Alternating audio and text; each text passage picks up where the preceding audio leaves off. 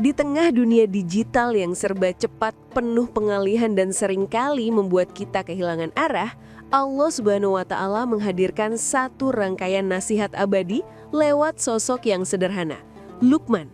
Bukan seorang nabi, bukan tokoh besar, tapi seorang ayah yang diberi hikmah. Melalui ayat-ayat ini, dari mulai menjaga tauhid, berbakti pada orang tua, membangun integritas, sampai adab dalam bersikap, Allah Subhanahu wa Ta'ala seolah mengingatkan kita bahwa jiwa yang kokoh tidak dibangun oleh teknologi, popularitas, atau pencapaian, tetapi oleh nilai-nilai dasar yang menata hati, keluarga, dan karakter. Di era digital yang mudah membuat kita rapuh, nasihat Luqman kembali menjadi arahan. Bagaimana menjadi manusia yang kuat dari dalam, bukan hanya terlihat kuat dari luar.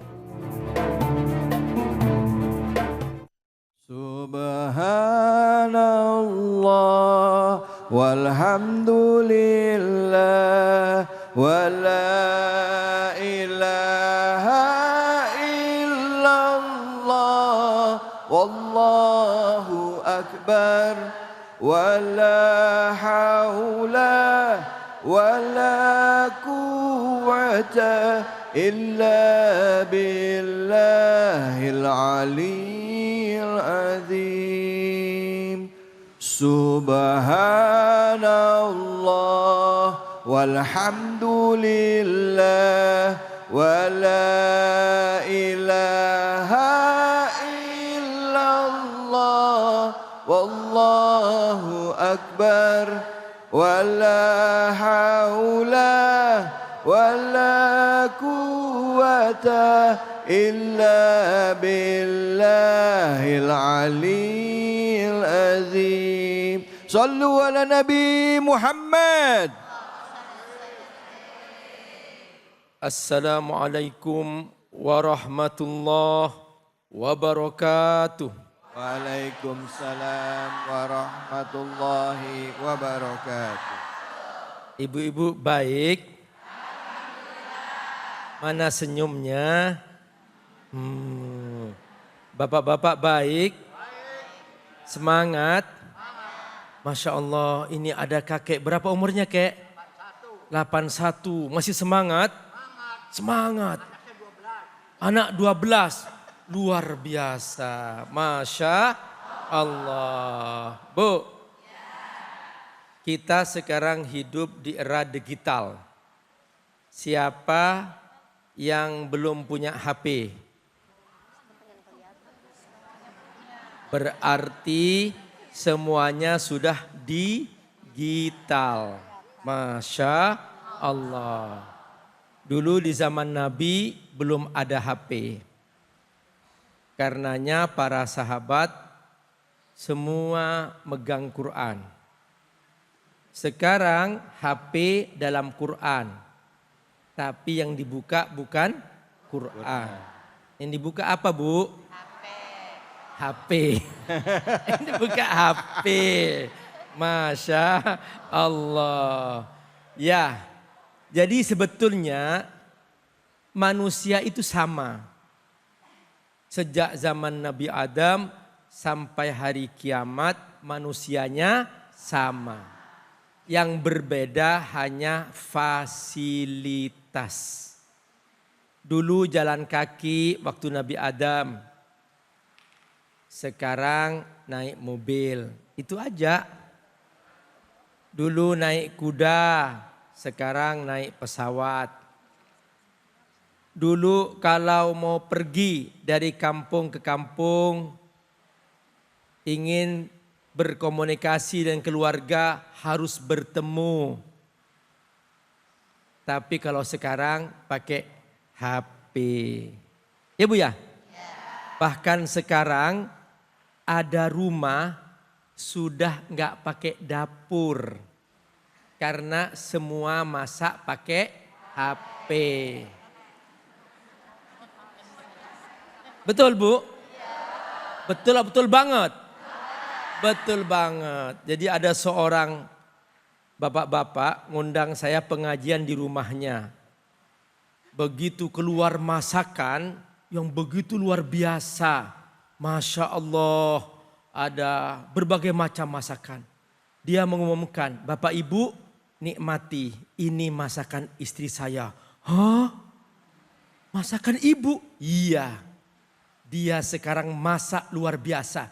Nggak pakai api, tapi pakai HP. Jangan-jangan rumah masa depan nanti nggak pakai dapur. Semuanya pindah ke HP. Seperti ini era digital. Ya Bu ya? Nah, tapi apakah kita kemudian buang-buang waktu karena HP? Apakah kemudian karena fasilitas berubah, manusianya ikut berubah? Ya enggak lah. Manusia tetap manusia. Pegangannya tetap tauhid kepada Allah Subhanahu wa ta'ala. Bu, ibu bersandar ke tiang. Tiangnya mungkin roboh. Kalau tiangnya roboh, ibu nggak punya pegangan lagi. Betul? Ibu pegangan ke tembok. Temboknya roboh. Ibu nggak punya pegangan lagi. Ibu berpegang kepada suami. Suami meninggal dunia. Maka ibu tidak pegangan lagi. Tapi kalau ibu pegangan kepada Allah. Halo? Kalau ibu pegangan kepada Allah. Allah abadi. Allah maha hidup. Makanya mulai sekarang. Ayo perkuat, perkokoh. Berpegang teguh kepada Allah. Nah inilah bunda, ayah semua, inilah nasihat Luqman. Jadi dalam Al-Quran itu ada banyak nama-nama orang. Ada yang nama-nama nabi seperti surah Hud, surah Muhammad, itu nama-nama nabi. Tapi juga ada dia bukan nabi, tapi disebut oleh Allah sebagai nama surah dalam Al-Quran. Kalau yang perempuan surah apa? Maryam. Maryam bukan nabi. Kalau yang laki-laki surah apa? Surah Luqman. Jadi Luqman punya hikmah yang luar biasa. Hikmah itu dia semacam inspirasi kebenaran yang Allah berikan kepada siapa yang Allah cintai. Dan setiap kata-kata hikmah selalu benar. Dia tidak pernah bertentangan dengan fitrah manusia. Dan dia tidak bertentangan dengan iman kepada Allah Subhanahu wa ta'ala. Nah, Luqman oleh Allah diabadikan dalam Al-Quran. Dengan nasihat-nasihatnya. Luqman tampil sebagai seorang ayah. Pak, sempatkan lihat anak. Akhir-akhir ini mengapa banyak anak menyimpang? Karena kehilangan figur ayah. Surah Luqman pesan khusus. Dengan isyarat Allah ingin mengatakan bahwa wahai ayah, jadilah kamu seperti Luqman. Jangan tinggalkan anak. Sesibuk apapun engkau mencari nafkah, anak tetap kau lihat. Keluargamu adalah hidupmu. Maka jangan menjadi pribadi yang menjauh dari keluargamu. Seorang ayah tanpa keluarga, maka dia seperti sebuah perahu tanpa nakhoda. Maka perahu itu akan terombang-ambing tanpa sebuah arah. Nah, Allah abadikan surah Luqman, pesan bagi seorang ayah.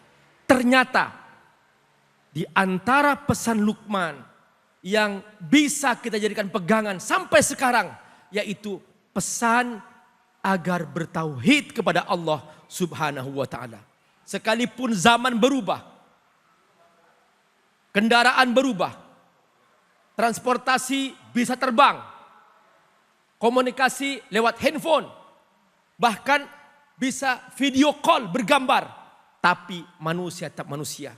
Pegangan tetap tauhid kepada Allah Subhanahu wa ta'ala. Dengarkan apa kata Luqman. A'udzubillahi minasyaitonirrajim. Bismillahirrahmanirrahim. Wa idh qala Luqmanu li ibnihi. Wa idh qala Luqmanu li ibnihi. Wa huwa ya'idhuhu. Kata Allah, ingatlah. Muhammad, ingatlah. Apa yang diingat? Kisah tentang Luqman. Ketika Luqman berkata, qala Luqman li ibnihi.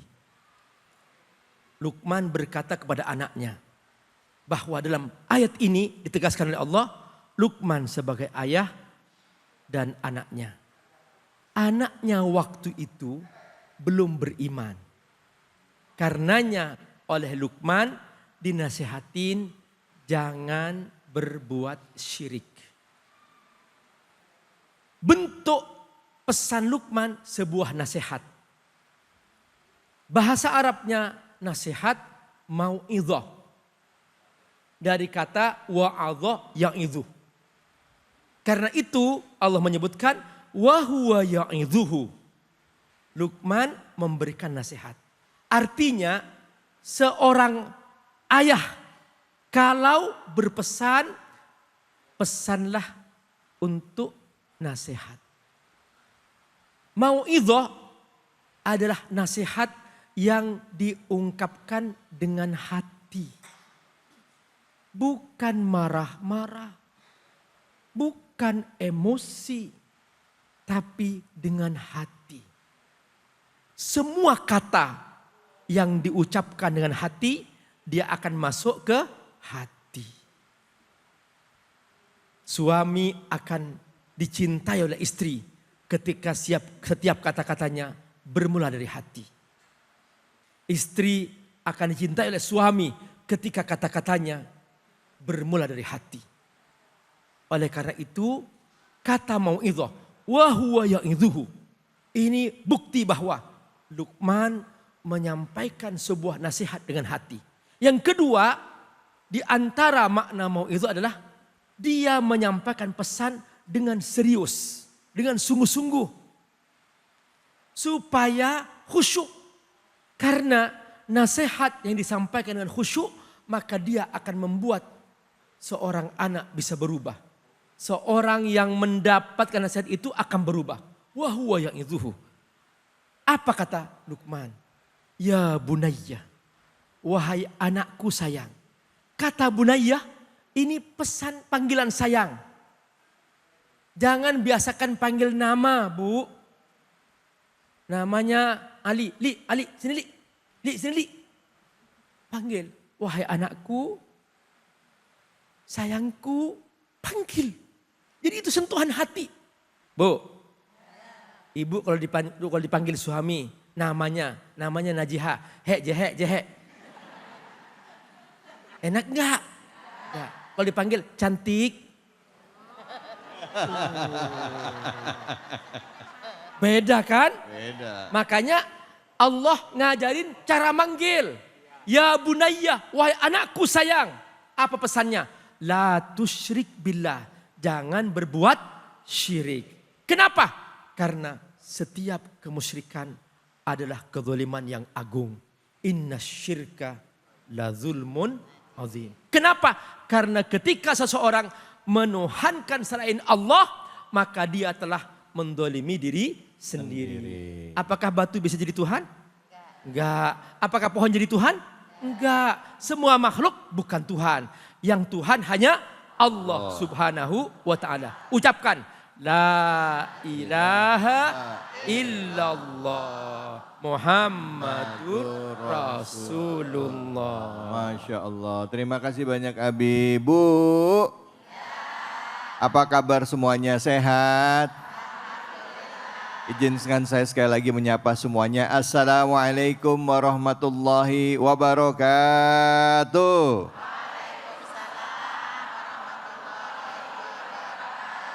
Alhamdulillah hari ini kita dapat kembali lagi silaturahim dalam program kesayangan kita Cahaya Hati Indonesia. Dan tadi kita sudah menyimak kajian bersama dengan guru kita yaitu Al-Mukarram Abi Amir Faisal dengan temanya membangun jiwa yang kokoh di era digital. Bu, tadi yang dibahas surah apa? Surah Luqman ayat berapa? Ada yang dengar saya menyebutkan surat Al-Luqman, nggak pakai al. Gak pakai al, surah Luqman. Luqman. Surah Luqman surah keberapa Bu? 13. Oh ayatnya ayat ke-13. Surah keberapa saya tanya. Mak-mak masuk kayak gitu menyamber ayat surah ke-30. 31. Dibalik ya, 13, 31. Surah Luqman itu surah ke-31 dalam Al-Quran. Yang tadi sudah kita bahas ayatnya. Tadi Luqman mengingatkan kepada anaknya untuk tidak berlaku syirik kepada Allah. Ya, artinya tidak mensyarikatkan Allah. Ya. Nah silakan setelah kita dengar ada yang mau nanya nggak? Angkat tangannya yang mau nanya silakan. Ya, nama pertanyaannya. Ya, sambil berdiri Ibu boleh?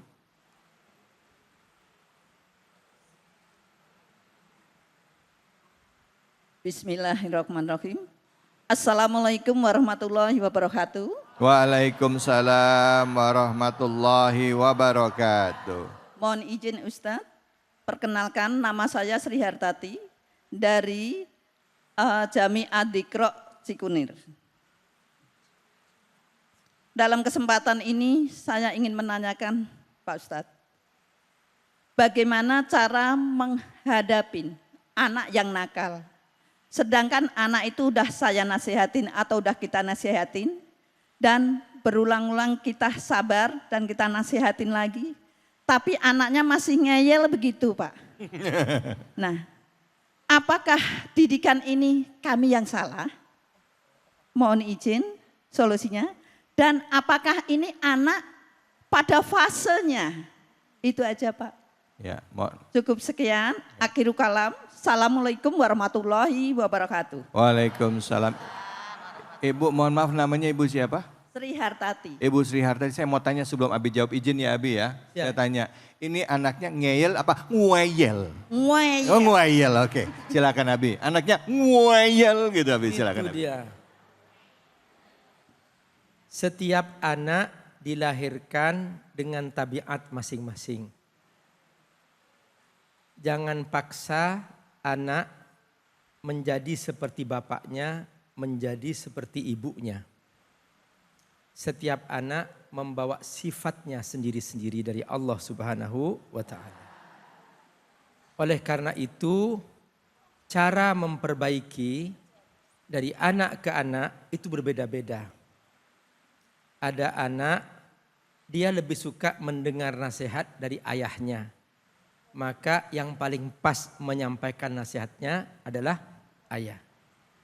Ada anak lebih pas kalau dia yang menyampaikan nasihatnya adalah ibunya. Maka yang menyampaikan nasihatnya adalah ibunya. Jadi kalau ternyata ibu berkali-kali ngasih nasihat, anak enggak berubah, jangan-jangan yang pas bapaknya. Maka bapak yang diminta untuk mendekatinya. Bapak enggak berubah, ibu juga enggak berubah. Coba jangan-jangan gurunya di sekolah.